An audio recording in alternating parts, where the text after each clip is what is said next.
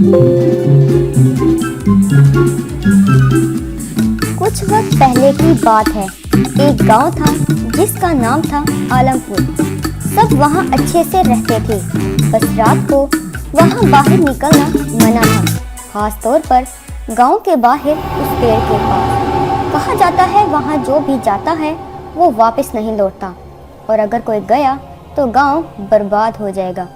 कुछ लोग होते थे जिन्हें ये बात कहानी लगती थी, लेकिन कहीं सच ना हो जाए इस डर से वो जाते ही नहीं थे। लोगों ने वहां दिन में भी जाना बंद कर दिया। एक दिन शहर से पंचायत का काम करने एक नया आदमी आया। राकेश के आते ही गांव में जैसे खुशी छा गई। सब उसकी खातिरदारी करते। एक दिन जब बैठकर पंचायत में बातें कर रहे थे तो सबने राकेश को आगाह किया कि वो इस पेड़ के पास ना जाए। राकेश शहर से आया था, वहां उसने ये सब कुछ कभी नहीं देखा था, इसलिए उसे इस बात पर यकीन नहीं हुआ और वो हंसने लगा। अरे क्या बात कर रहे हो चाचा, ऐसा कुछ नहीं होता।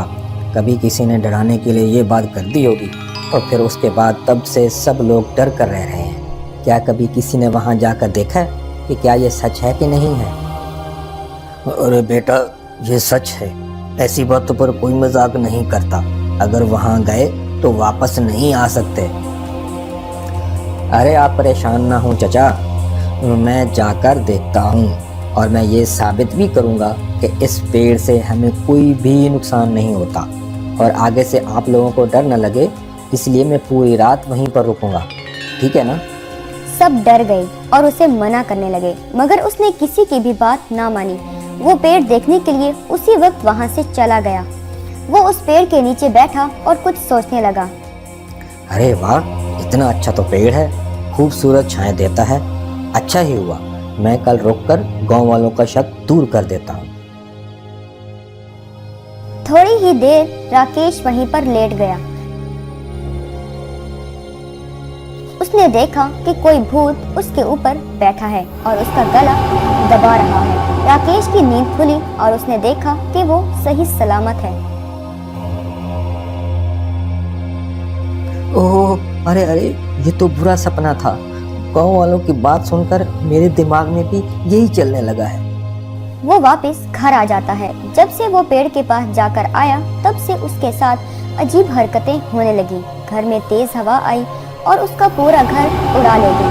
वो इतनी तेज हवा की वजह से आंखें बंद करता और जैसे ही अपनी आंखों को खोलता सब फिर वैसे का वैसा ही ठीक हो जाता। ऑफिस में जब वो किताब पर लिखकर काम कर रहा था तो एकदम से इंक की जगह उससे बहुत सारा खून निकलने लगा। वो डर के मारे चिल्लाया।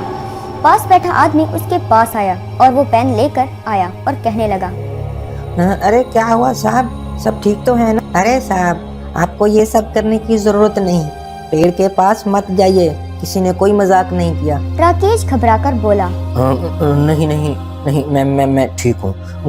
मुझे कुछ नहीं हुआ है। मैं वहाँ जाऊँगा, मैं ज़रूर जाऊँगा। अरे साहब, अगर आप जिद कर रहे हैं, अगर आप जाएंगे तो मैं भी आपके साथ आऊँगा। हाँ, ओके, ये ठीक है। राकेश देखता है कि उसकी किताब पर कोई खून नहीं है और वो पेन भी ठीक है।